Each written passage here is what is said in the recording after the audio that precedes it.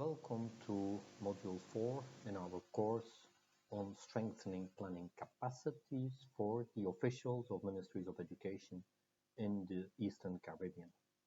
This module is entitled From Policy to Strategies and Programs. This brief introductory presentation will have three parts.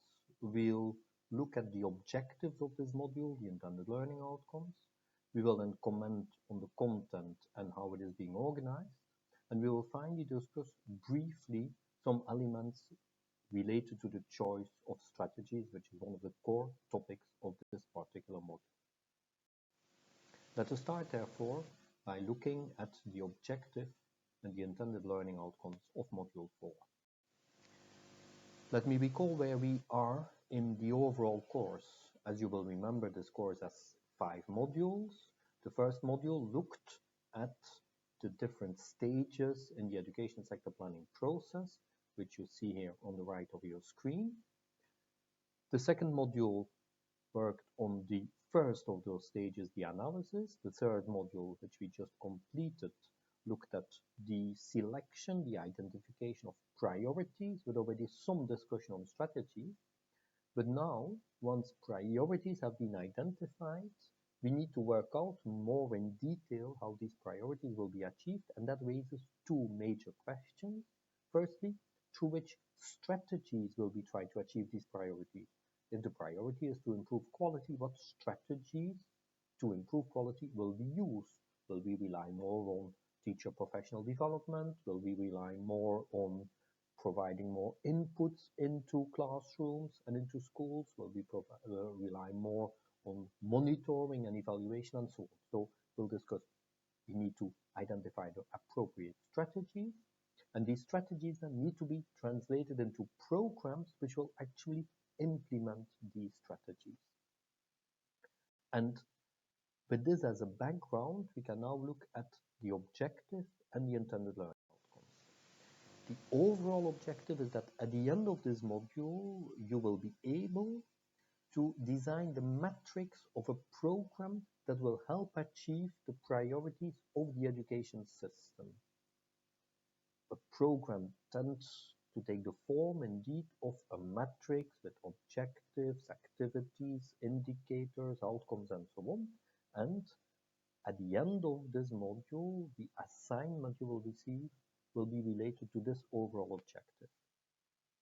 In more detail, the intended learning outcomes are that first, you will be able to identify the potential contribution and the limits of some popular strategies to improve quality and to strengthen the performance of the education administration. So the first intended learning outcome, and as we will see also our first section of this module, is more on the choice of strategies.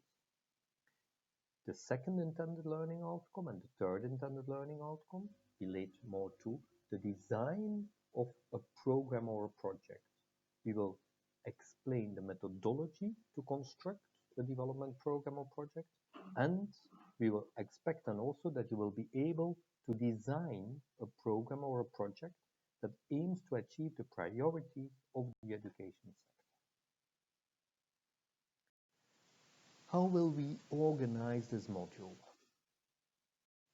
As I said, the module consists of 2 sections, examining respectively the choice of strategies, the development of programs. On the choice of strategies, we are looking in this module at 2 major challenges to any education system and to education systems in the OECS also, namely the challenge of quality of teaching and learning and the challenge related to the functioning and effectiveness of the education administration.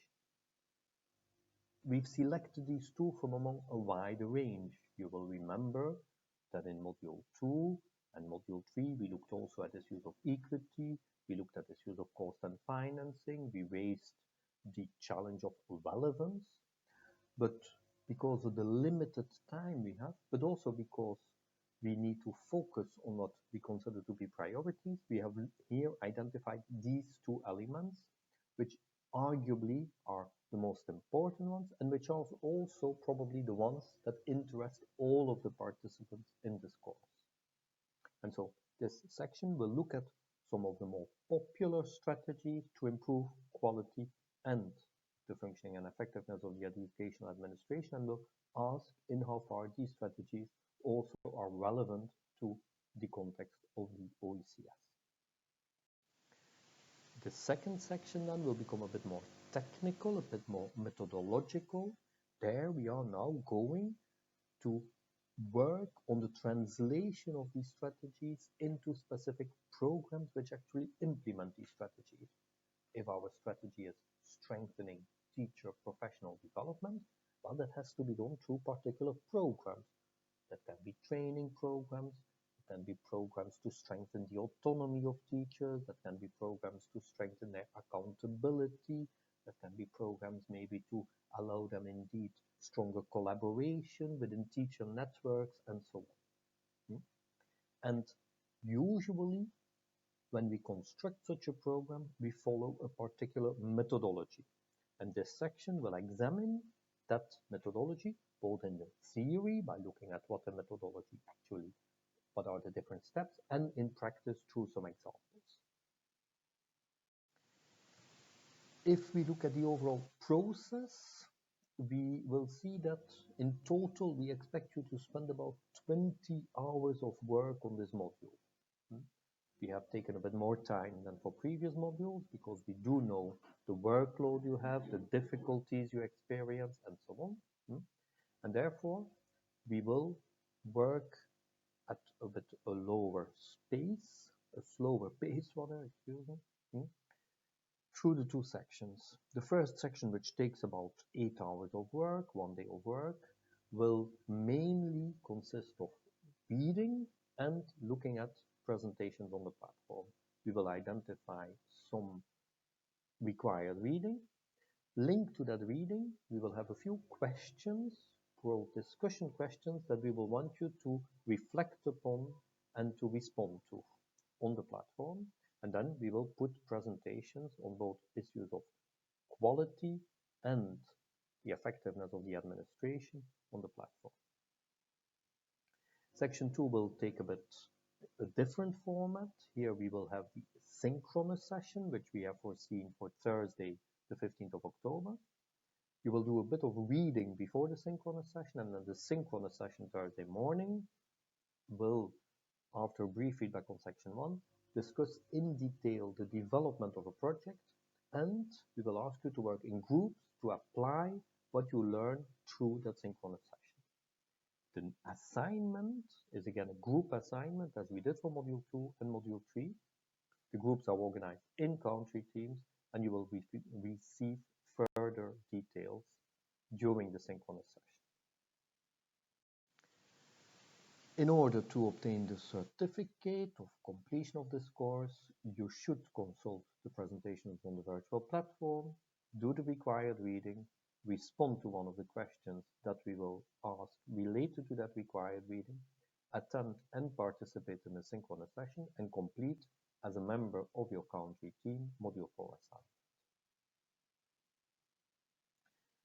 Let me now discuss in a little bit more detail some elements related to the choice of strategies. As I mentioned before, the strategies are what allows us to achieve the priorities, the objectives which we have identified in our policy, in our plan, in our programming. And the choice of strategies is always an open choice. I have given regularly the example of quality, but I could also use indeed as an example the effectiveness of the administration. Improving the effectiveness of the administration could again take different forms in reality through more training of officers, through stronger accountability framework, through providing the administration with more resources, through ensuring a stronger monitoring and evaluation of the performance, through getting people to work better together, through stronger collaboration, coordination, and so on and so forth. And among those strategies, we always, in many cases, have to choose those ones that we consider to be the most pertinent ones. But it is good to put on paper some of the criteria that we tend to use when we choose strategies. And I'll give a few examples here and there to clarify those criteria. To a large extent, we can ask two questions. First of all, is this strategy really the correct strategy? And I'll explain in a moment what that means. Secondly, can this strategy be implemented? Is it a feasible strategy?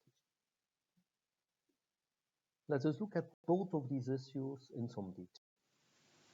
Firstly, when it comes to the correct strategy, there are several questions here. Firstly, does the strategy that we want to implement, does that strategy really contribute to achieving the associated priority, the associated objective? For instance, if we want to improve quality, well, scholarships to higher education don't really improve quality. They may improve equity in access to higher education, but not quality. That would not be a relevant strategy. If we want to improve the effectiveness of the education administration, and we offer more qualifications for personnel that is already highly qualified, again, we may wonder that strategy actually is not fully relevant because our personnel has already the required qualification. The second question is also if the beneficiaries that we have identified for our strategy, is that really the right group of people? For instance, I was referring to equity into access to higher education, and we give scholarships. But are these scholarships really addressed to the people who are the ones most in need of such scholarships? Is it possible that maybe these scholarships are going to individuals who, even without such a scholarship, would have had access to higher education, and that those who, because of their socio-economic situation, do not have access, that those ones do not receive the scholarship? So the focus of our strategy in terms of the selection of the beneficiaries is important. Third point, very important, do these strategies really have a proven record of effectiveness? Have similar strategies been implemented successfully in our country or in other relevant countries? This is an important issue again because quite regularly we may imagine that a strategy, for instance, training of education personnel or teacher training, the teacher training will improve quality, but we will have seen regularly that such quality improvement actually did not occur after teacher training, because it is not because teachers are better trained that they automatically become better teachers, and that their better teacher translate, or their better teaching translate automatically into better learning. It all depends on a number of accompanying factors, on the quality of that teacher training, on the content of that teacher training, and so on. So it is always useful when we examine a strategy to reflect how did that strategy in previous times, or in comparable situations, what effectiveness did it demonstrate? And finally, can we see if this strategy forms part of a well-integrated, well-reflected package? Are there maybe already strategies in place, and will this particular strategy still add value? Or will there be maybe even a conflict between this strategy and others?